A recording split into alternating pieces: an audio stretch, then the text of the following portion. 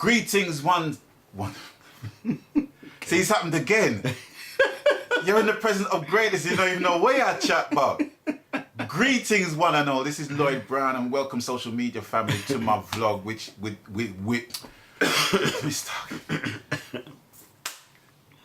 Greetings, one and all. This is Lloyd Brown, and welcome, social media family, to my vlog with the legend that is Mr. Michael Gordon. He's so good at this. I think the reason why I'm nervous is you're gonna hear it. You're gonna hear why I'm nervous, because in the last episode we basically discussed Baby I'm Yours, the impact that it created, to the point where another producer, let's say, wanted to get the band to record some covers. Right. And because Investigators were not a covers band per se, they wanted to be known by a different pseudonym, and they were known as the Private Eyes, and that's where the connection basically stems from. So right now I want to take the opportunity to fast forward to a tune, and I've said this to you in your face. I've said this on video. I've said this in interviews many times. But this next song I'm about to play, to me personally, is one of my all-time favorite lovers rock tunes of all time. And this song from the Investigators was at a point in time where they were on the cusp of greatness. And I think you know what tune it is, right? But I think so. Okay, but I'm gonna play it. So people, prayer silence for one of the greatest lovers rock tunes that has been sung from this guy's mouth, right, of all time, as well as the band, the Investigators. And it goes a little something like this. Well, it doesn't go like this because there's an advert on. So we're gonna skip the ad. Here we go.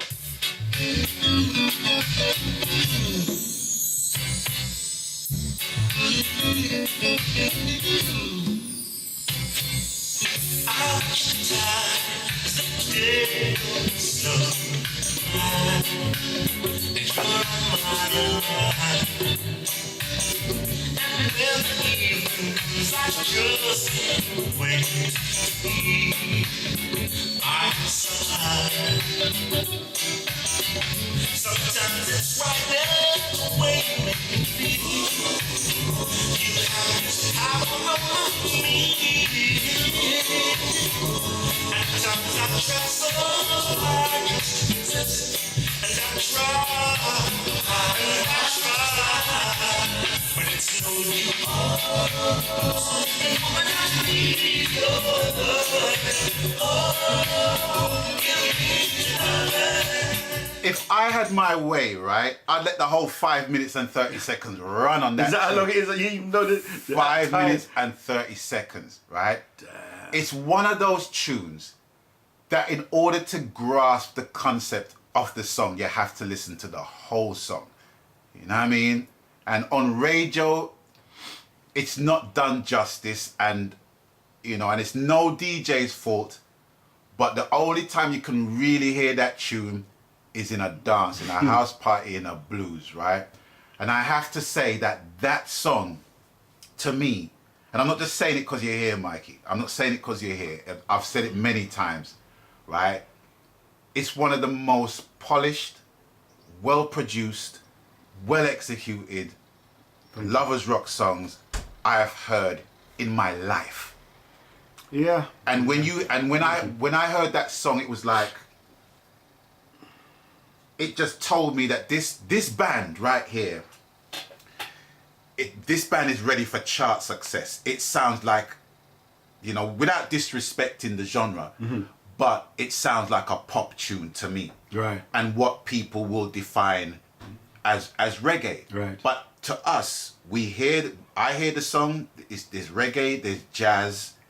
It's jazz reggae. It's jazz reggae. Everything's going on inside. Yeah, it's jazz. But to me, it's like, I don't even know where to start and where to end with that tune, Mikey. Honestly, I'm just lost. It's like it's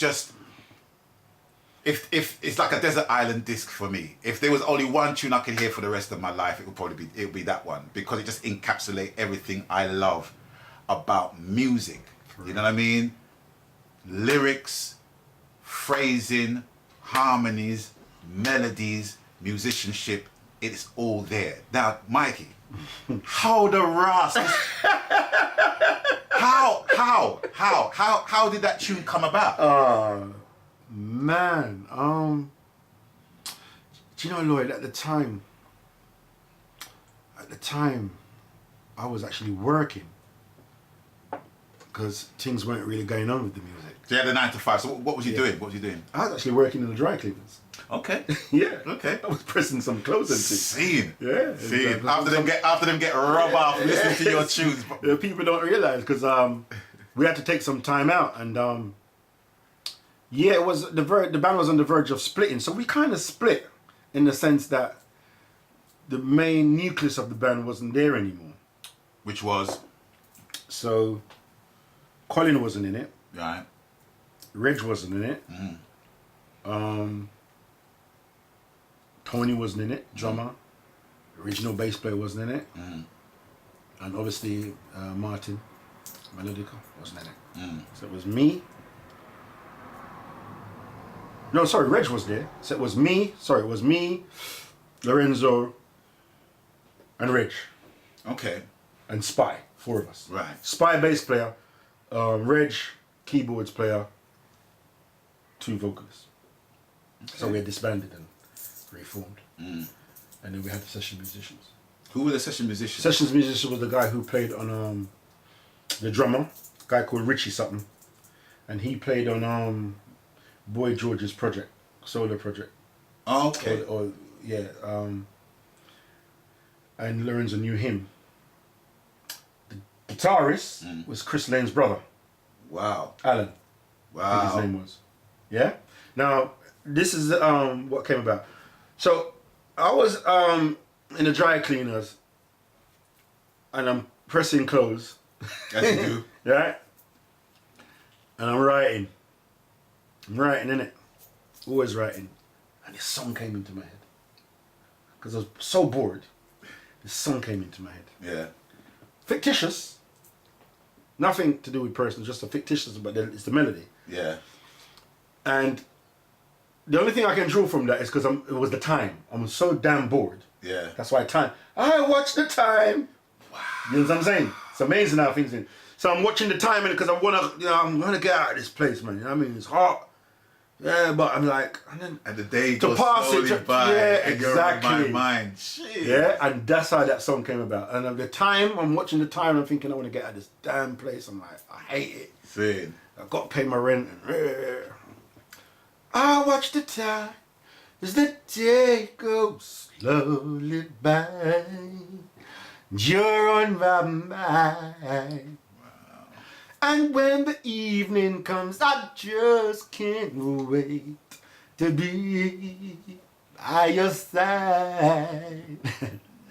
Sometimes it's frightening the way you make me feel. Ooh, you have this power over me. Ooh, at times I try so hard to resist.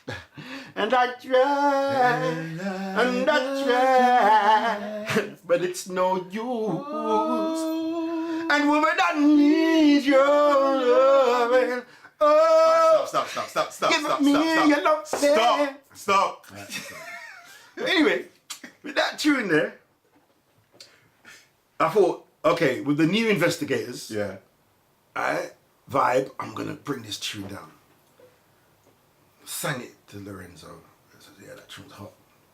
Yeah, I have to bang this one out. See. Red said, Yeah. tune mic, I can hear everything when I go on. Yeah.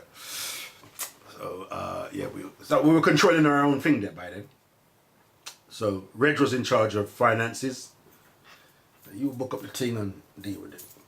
Book up the studio. Sorry, let me just cut in. So at this point, was there any talks of an album at that point in time? No. we were just going to we were on a new path. Right. Yeah, because we're going to experiment with some things, and we wanted to do new reggae. That was the main concept, I get you. right?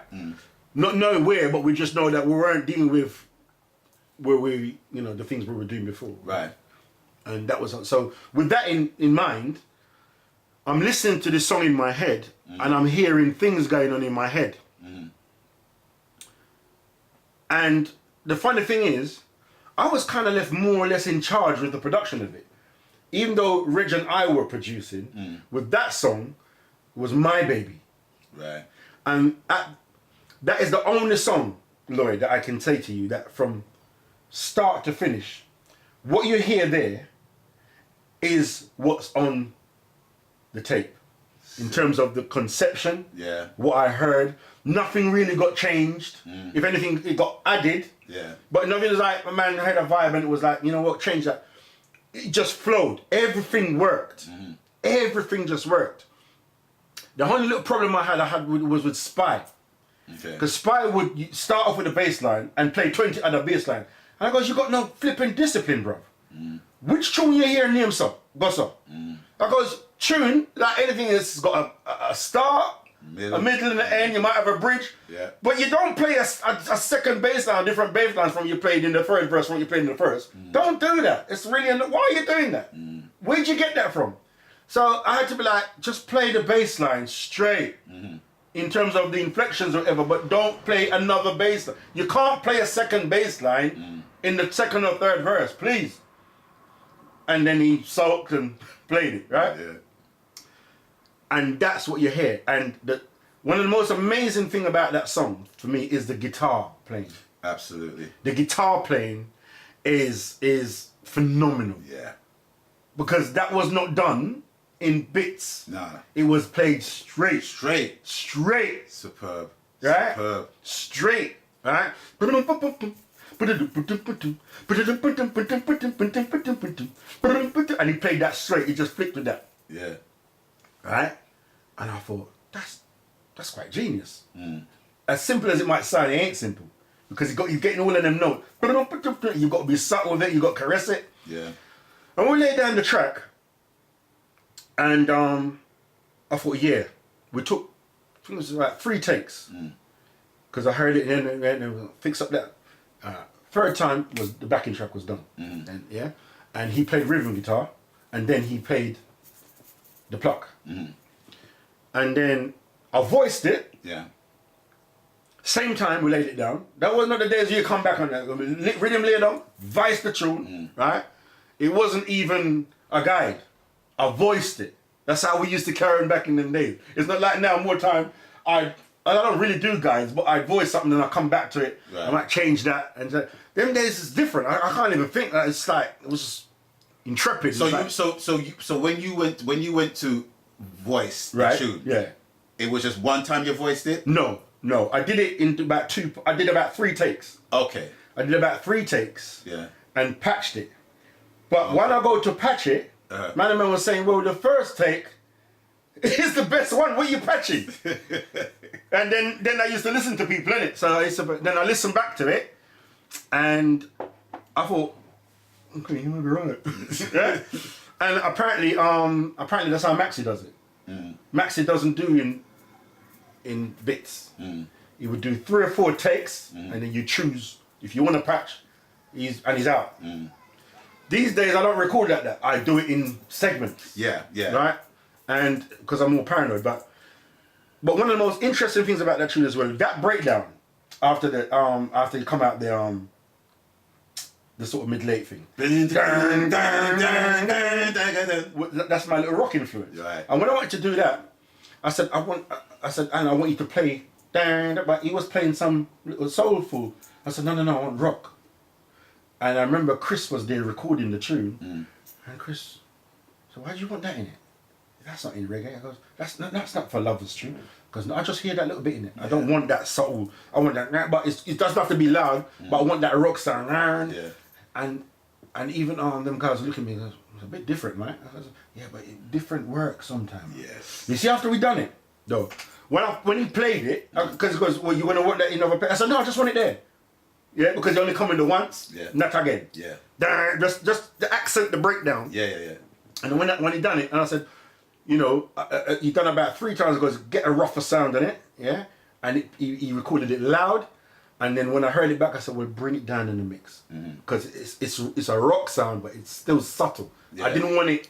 It's a mellow distortion. And right? you hear it the one time, and it's gone. You don't hear it again. Yeah. And then when it was done, Chris says, oh, I see where you're going with that. Okay, yeah. And the man said, that tune, for me, is when it all came together. Production-wise, writing-wise, everything. Harmony-wise, because I orchestrated it all.